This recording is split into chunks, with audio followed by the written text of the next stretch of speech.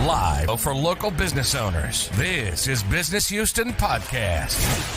If you're a small or medium-sized business, this is your source for trends, interviews, and tips for winning in today's economic climate. Presented by the BBB for Greater Houston and South Texas.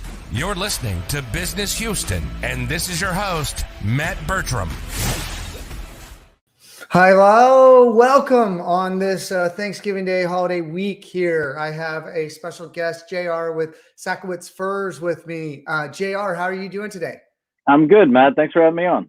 Man, I'm excited about this interview. We've been talking a lot of home services, real estate, construction type interviews. And so I like that we're switching it up. So right, a little bit different. Yeah. So I'll pull up the site here in a minute if there's anything that you want to highlight. Pretty fancy stuff here. So tell me a little bit about your background and tell me a little about, maybe a little bit about what your company does as well. Sure, absolutely. My background has been furs all my life. My dad started this business back in '86. He had been in it since he was 16, and just longtime family fur business. We've been in. He started in Cincinnati, Ohio, and then moved to Chicago, and then got transferred down to Houston to run all the Sakowitz department stores back when Sakowitz was a department store. And we were their fur department. When they went out of business, we didn't want to, so we bought the name and opened up our own shop, and been running it ever since. And as soon as I graduated college, came on full time, and now I'm running it. Awesome. But that's the short of it. Yeah, no, let me, people are probably familiar with the name. Let me share screen here so everybody can see where Sakowitz Furs lives, right? So Sakowitz Furs still alive and kicking at sakowitzfurs.net.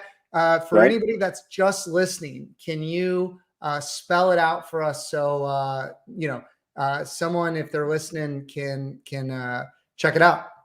Yeah, no, and you can find us in Houston too. We're on the corner of Post Oak and San Felipe. We have a brick and mortar there, right in the Whole Foods shopping center. Awesome. So we have a great collection here to look from, and it's a great place for service too. We're full service, so if you need your coat, cold storage, cleaning, glazing, conditioning, repairing. We do a lot of restyle work.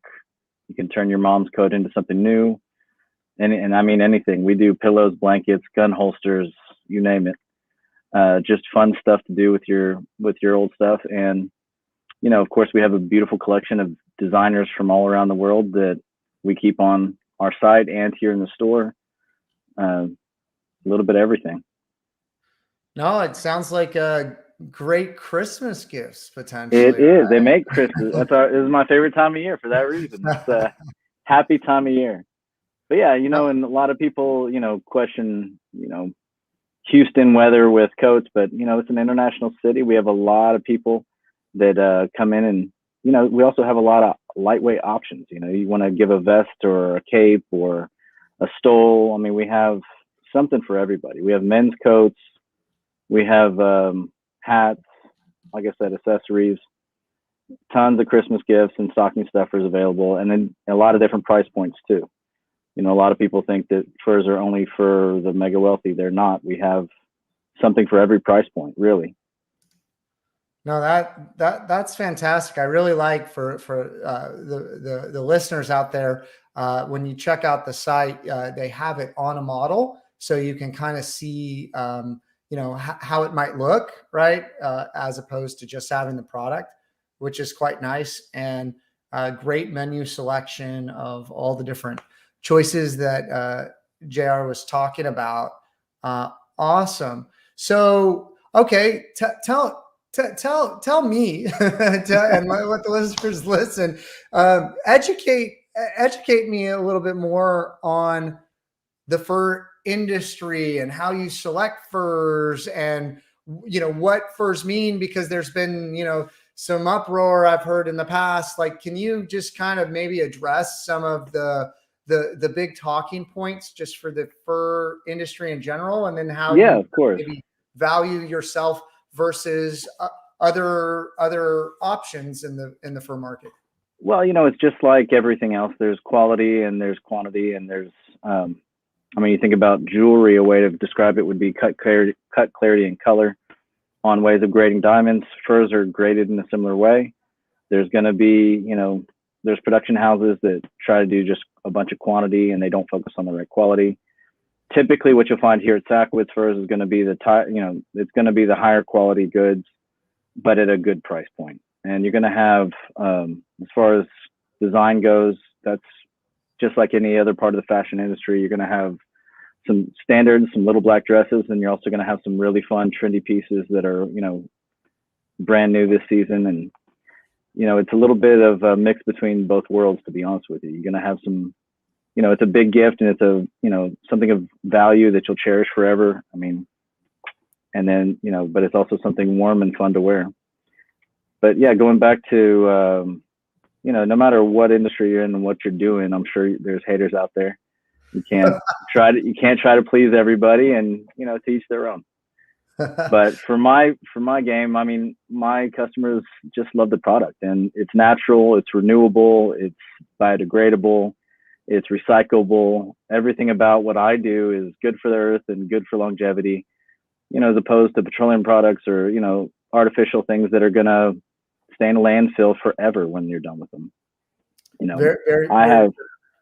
Yeah, and like I said before with the restyles, I have, speaking of recycling, we call it upcycling. You have mom's coat that's outdated, it's got a big shoulder, huge collar, doesn't fit you. You can bring it in and I can recut it into something you would wear that does fit you properly, that is in style. And I'll restyle a coat 2 or 3 times in its lifetime before it starts to decompose. I mean, they last a really long time and they're just fun to play with, to be honest with you. So my best memories are cozying up. I like the concept of repurposing, like you were talking even about turning it into a pillow or a gift, like you can keep it in the family. Like, I think that there's certainly a lot of options. And I think it's a really unique gift to give somebody. So I think that the timing of this interview is fantastic. So tell me a little bit, like, okay, so, I don't know when you made the pivot online, but I think it's a great pivot to do that.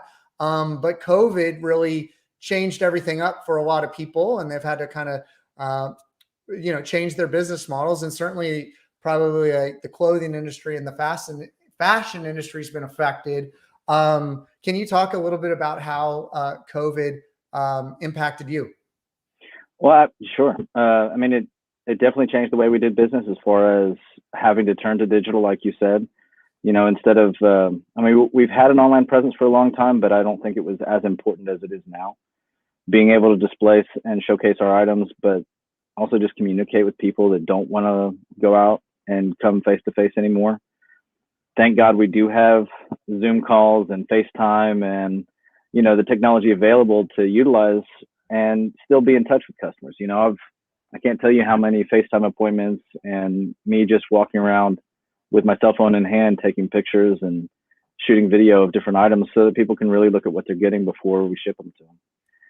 But yeah, no, that's definitely been a big change for our industry as a whole. I mean, even some of the things that, some of the designers that I buy from and different houses that I go to is, usually I'd fly all over the world to different designers and see their whole line.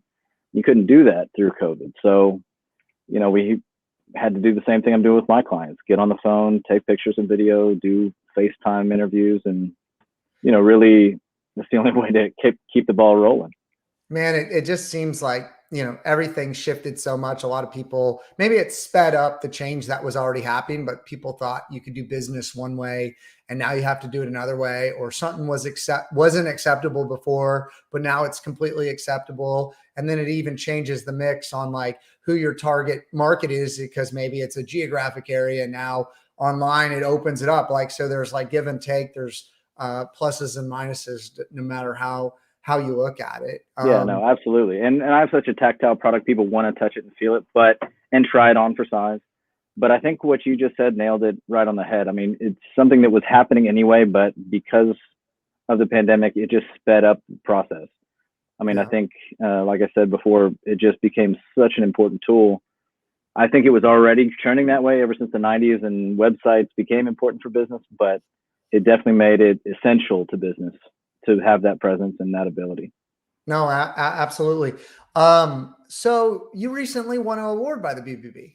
We did. We, we try every year, but it was really nice to be recognized, to have an outstanding award and come from the BBB. And, we try every year to not just get the award, but to perform the way we want to, and to have the customer service rating that we want to, so that we are, something to be proud of. And it's always nice to get an award for your hard work. No, absolutely. No, I think that's incredibly important. So tell me a little bit about maybe what the BBB means to you, and how you view the BBB.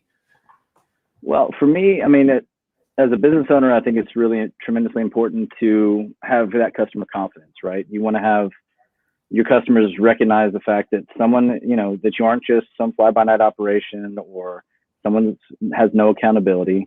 And the BBB really helps that, to establish that, yes, this business has been around. Yes, they always take care of their customers, and that they have a great rating with us for a reason. I think that puts a lot of hearts and minds at rest. And especially, like, going back to what we said about going digital so much, having that, going after a bigger marketplace in the internet, they have, people that are outside of the greater Houston area may not know anything about me, but they can look up on the Better Business Bureau and say, oh, they have an A+ rating. They've been around this long. They've been, they must be doing things right. I'm not, it gives them that confidence that they're not going to get in trouble doing business with me.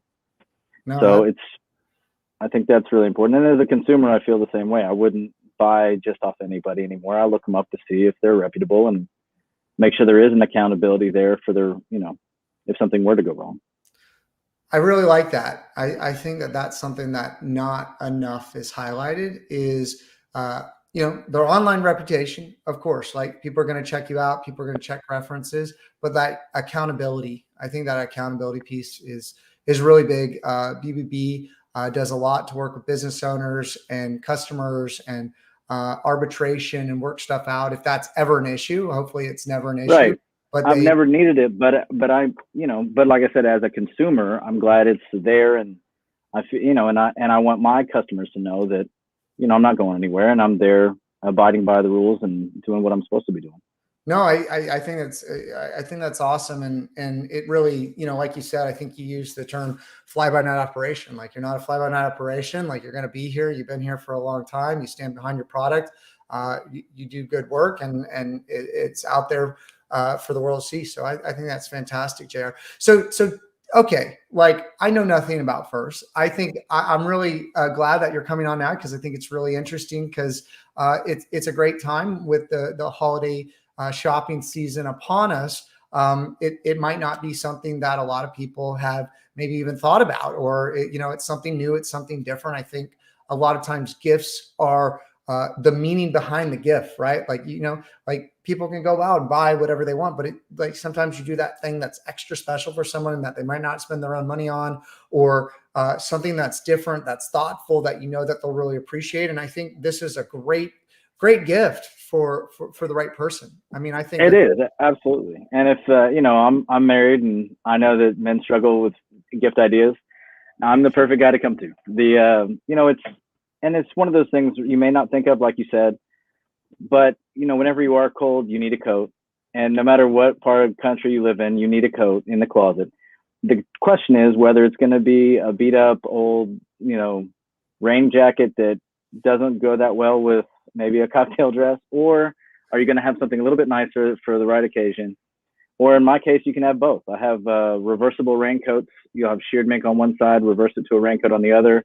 My wife wears hers with yoga pants and gym shoes half the time, and flips it around to go, evening wear on the other.